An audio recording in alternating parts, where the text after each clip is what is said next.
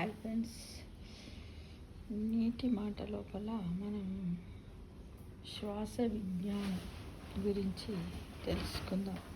ఏమిటో ఓకేనా ఫ్రెండ్స్? అయితే శ్వాసతో పుట్టిన మనము శ్వాస విడిచి వెళ్ళిపోయేలోపు అసలు ఆ శ్వాసనే గుర్తించకపోవడం, పట్టించుకోకపోవడం ఓ విచిత్రం. అట్టి శ్వాసను మనము గుర్తించకపోయినా, దాని శక్తిని మనం పట్టించుకోకపోయినా మనకు తెలియకుండానే దాన్ని మనము ఉపయోగించుకుంటాం. ఉదాహరణకు, ఏదైనా బరువు ఎత్తేటప్పుడు కానీ, కాలువలు దాటవలసి వచ్చినప్పుడు కానీ అసంకల్పితంగానే మనం శ్వాసను బిగిస్తాం. కొన్ని సెకండ్లు మాత్రమే జీవించే ప్రాణి నుండి బ్రహ్మం వరకు అందరు శ్వాసిస్తారు. ఈ విషయం అందరికీ తెలుసు మిత్రమా. అలాగే శిలలు, పర్వతాలు, కొండలే కాకుండా ఆకాశం కూడా శ్వాసిస్తుంటుందట. సెకనుకు 18 కిలోమీటర్ల చొప్పున ఆకాశం వ్యాకోచిస్తుందని శాస్త్రజ్ఞులు పేర్కొన్నారు. శ్వాస సోహం. మనము శ్వాస తీసుకున్నప్పుడు సో అనే శబ్దము, వదిలేటప్పుడు హమ్ అనే శబ్దం వచ్చింది. సోలో ఓ అనే శబ్దం, హంలో హమ్ మ అన్న శబ్దం అంతర్లీనంగా ఉంది. ఈ రెండు కలిపి ఓం అవుతుంది. ఓం అనగా బ్రహ్మ విష్ణు మహేశ్వర శక్తి, అనగా ఆది పరాశక్తి. ఈ వివరణ మనకు తెలియకపోయినా ఒక్కసారి మనము శ్వాస తీసుకొని వదిలినచో ఆ ఆదిపరాశక్తి యొక్క ప్రభావం ఖచ్చితంగా మన మీద ఉండి తీరుతుందని ఋషులు, పురాణ పురుషుల యొక్క వాక్కు అన్నమాట. శ్వాస ఎంతవరకు లోపలికి తీసుకుంటామో అక్కడి నుండే మళ్ళీ వదిలిపెడతాం. ఈ ఉచ్ఛ్వాసకు నిశ్వాసకు మధ్యన ఉండు బిందువు శక్తి యొక్క స్థానం అని తెలుసుకుని ఆ బిందువు మధ్య ఖాళీ జాగపై దృష్టి ఉంచగలిగితే అదే ప్రాణాయామం అనబడుతుంది మిత్రము. అంటారు కదా, ప్రాణాయామం చెయ్యాలంటే, ధ్యానం చెయ్యాలంటే శ్వాస మీద ధ్యాస పెట్టండి, కళ్ళు మూసుకొని అని చెప్తారు కదా. శ్వాస ఆయుష్. ప్రాణకోటికి భగవంతుడు ఆయుష్ను శ్వాస లెక్కలో ఇవ్వడం జరిగింది. నిమిషానికి ఎక్కువ శ్వాసలు ఖర్చు పెట్టినచో తక్కువ ఆయుష్, మరి నిమిషానికి తక్కువ శ్వాసలు తీసుకున్నచో ఎక్కువ ఆయుష్ కలిగి ఉంటారట. సాధారణ మానవుడు సాధారణ కాలంలో నిమిషానికి 15 సార్లు శ్వాస తీసుకుంటాడు. పరిగెత్తేటప్పుడు, కోపంగా ఉన్నప్పుడు 18 నుండి 24 సార్లు శ్వాసిస్తాడు. ఇక మనిషి సరాసరిన రోజుకు 21,600 సార్లు శ్వాసిస్తాడు. అయితే ఒక కోతి నిమిషానికి 32 సార్లు శ్వాసించి 20 సంవత్సరాలు జీవిస్తుంది. ఒక కుక్క నిమిషానికి 38 సార్లు శ్వాసించి 13 సంవత్సరాలే జీవిస్తుంది. గుర్రము 11 సార్లు శ్వాసించి 35 సంవత్సరాలు జీవిస్తుంది. తాబేలు నిమిషానికి 5 సార్లు శ్వాసించి 200 సంవత్సరాలు జీవిస్తుంది. అంటే తక్కువ శ్వాసిస్తే ఎక్కువ కాలం బతుకుతారని శ్వాసకు కూడా ఒక ఆయుష్ను నిర్ణయించాడు భగవంతుడు. ఇక శ్వాస నాడులు.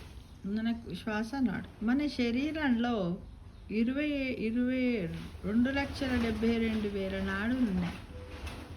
నాడులు అనగా ప్రాణవాయువు యొక్క రాకపోకలకు మార్గములు, నరములు కావు.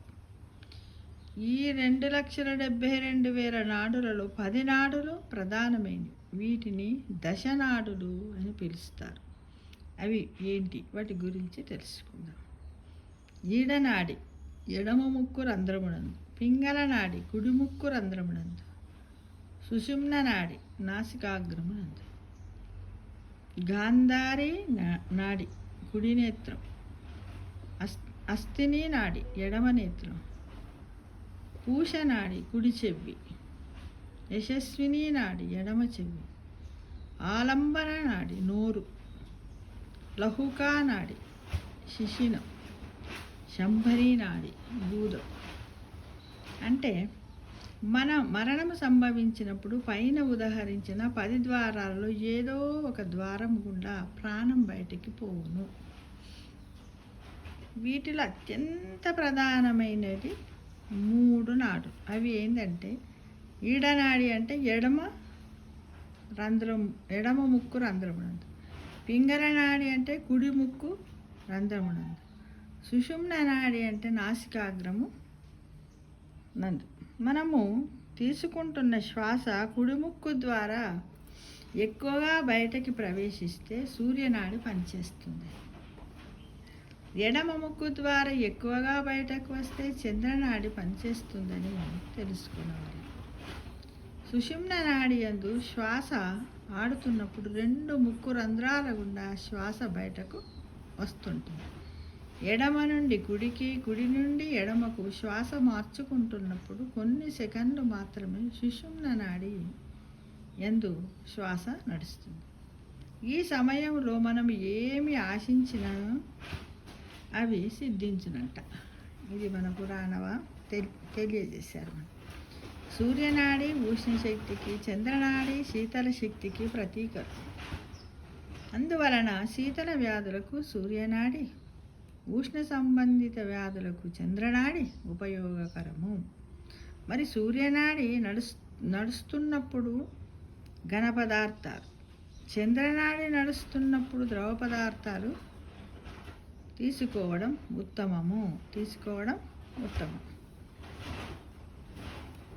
కొద్దిసేపు ఎడమ చేతి కింద ఒత్తిడి తెచ్చినా లేదా ఎడమవైపు తిరిగి పడుకున్న కుడి శ్వాస ఆడడం ప్రారంభమవుతుంది. అలాగే ఎడమ శ్వాసను నడపాలంటే కుడి చేతి కింద ఒత్తిడి తెచ్చిన లేక కుడివైపు తిరిగి పడుకున్న కొద్దిసేపట్లో ఎడమ వైపుకు మారుతుంది.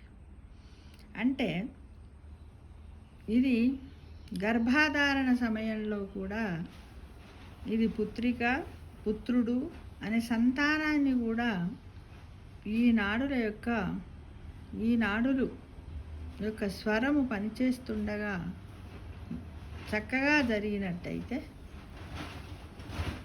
పాపన, బాబా, ఆడ, మగ అనేది లింగ నిర్ధారణ కూడా జరుగుతుందని మన పెద్దలు చెప్పారు మిత్రం. ఇది